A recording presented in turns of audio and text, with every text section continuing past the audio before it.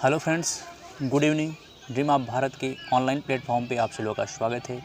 Friends, हम पुनः उपस्थित हैं और क्लास को कंटिन्यू करेंगे और आज हम बात करेंगे भरतपुर के जाट राजवंश की।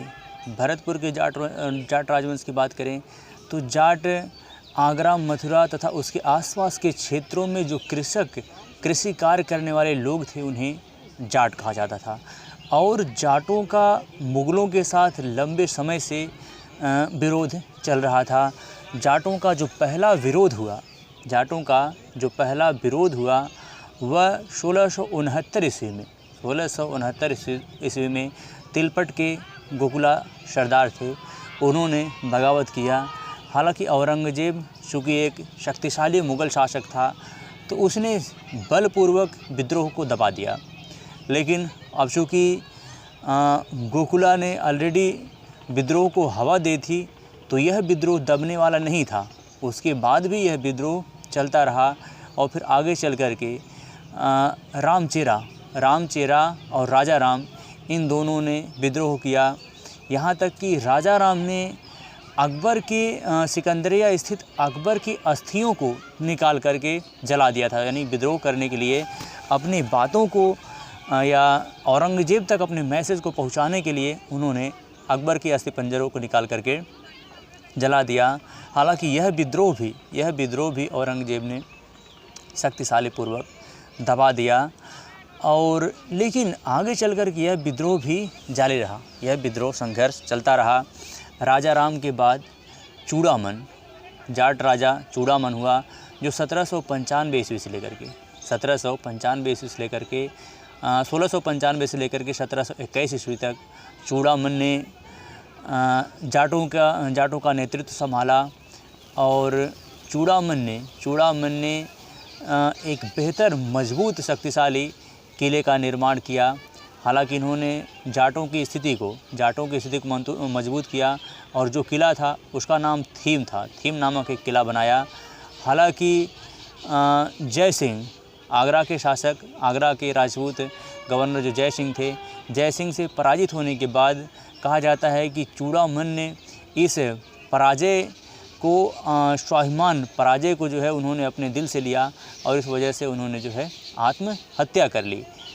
इसके बाद जाटों का नेतृत्व चूड़ामन के भतीजे बदन सिंह ने जाटों का नेतृत्व संभाला। 1721 से लेकर के 1756 ईस्वी तक चूड़ामन ने जाटों का नेतृत्व किया और जाटों को एक शक्तिशाली शक्ति के रूप में स्थापित किया। चूड़ामन को, बदन सिंह को भारत या जाट राजवंश का वास्तविक संस्थापक कहा जाता है। जाट राजवंश का वास्तविक संस्थापक बदन सिंह को कहा जाता है। बदन सिंह ने 4 महत्वपूर्ण शक्तिशाली किलों का निर्माण करवाया, जिसमें दिंग था, कुबेर था, इसके अलावा वेद था, भरतपुर। 4 महत्वपूर्ण शक्तिशाली किलों का इन्होंने निर्माण करवाया और भरतपुर राजवंश की नींव डाली। भरतपुर के राजवंश की इन्होंने नींव डाली। और जब भारत पर नादिर शाह का आक्रमण हुआ, नादिर शाह के आक्रमण के फलस्वरूप जो है, जब नादिर शाह वापस चला गया तो उसी राजनीतिक अस्थिरता का लाभ उठा करके आगरा तथा मथुरा, उसके आसपास के क्षेत्रों पर इन्होंने अधिकार कर लिया। बदन सिंह ने अधिकार कर लिया। हालांकि जो है बदन सिंह के इस राजनीतिक कार्य को आगे चल कर के मान्यता प्रदान किया गया अहमद शाह अब्दाली के द्वारा। अहमद शाह अब्दाली ने इन्हें मान्यता प्रदान कर दिया और राजा की उपाधि भी प्रदान की। हालांकि जाटों का राजनीतिक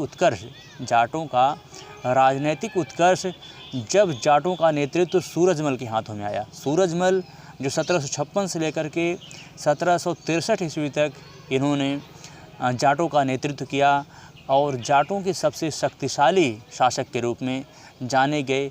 इन्होंने जाट को उत्तर भारत की एक प्रमुख शक्तिशाली शक्ति के रूप में स्थापित कर दिया और एक लड़ाकू जनजाति के रूप में स्थापित कर दिया। हालांकि जिन्हें जाटों का अफलातून भी कहा जाता है, सूरजमल, जो एक दूरदर्शी, योग्य और कुशल नेतृत्वकर्ता, महत्वपूर्ण शासक थे। 1761 ईस्वी में पानीपत के तृतीय युद्ध में जाट मराठों का सहयोग करना चाहते थे, किंतु पेशवा चूँकि सदाशिव भाऊराव जो मराठों का वास्तविक नेतृत्व करता थे, सदाशिवराव भाऊ, उनसे विवाद होने के कारण इन्होंने पानीपत के तृतीय युद्ध से मराठों के सहयोग करने से अपने कदम पीछे खींच लिए। और यही वजह है कि पानीपत के तृतीय युद्ध में मराठों की भीषण हार हुई, भयंकर हार हुई। अगर मराठों के साथ सूरजमल होते तो शायद भारत का इतिहास कुछ और होता। इस वजह से पानीपत के तृतीय युद्ध में मराठे बुरी तरह पराजित हुए। हालांकि सूरजमल की मृत्यु के बाद जाटों का तेज़ी से पतन हुआ। हालांकि उसके बाद भी कई छोटे मोटे जाट शासक रहे, लेकिन फिर बाद में सूरजमल के बाद कोई ऐसा नेतृत्व करता या कोई ऐसा जाट शासक नहीं हुआ जो जाटों की स्थिति को मेंटेन कर सके। इसके बाद जो है जवाहर सिंह के हाथों में नेतृत्व आया। जवाहर सिंह के बाद नवल सिंह ने नेतृत्व संभाला। इसके अलावा केहर सिंह ने भी नेतृत्व संभाला। जाटों के अंतिम शासक जो थे वो रणधीर सिंह थे। और 1805 ईस्वी में रणधीर सिंह ने जाटों की अंग्रेज़ों की अधीनता को स्वीकार कर लिया। इस तरीके से हमेशा के लिए जाटों का राज्य समाप्त हो गया और जाट ब्रिटिश साम्राज्य का एक हिस्सा बन करके रह गया। तो फ्रेंड्स, ये टॉपिक यहीं पे समाप्त होता है। फिर मिलेंगे एक बेहतर टॉपिक के साथ। तब तक ले जा दीजिए। जय हिंद, जय भारत।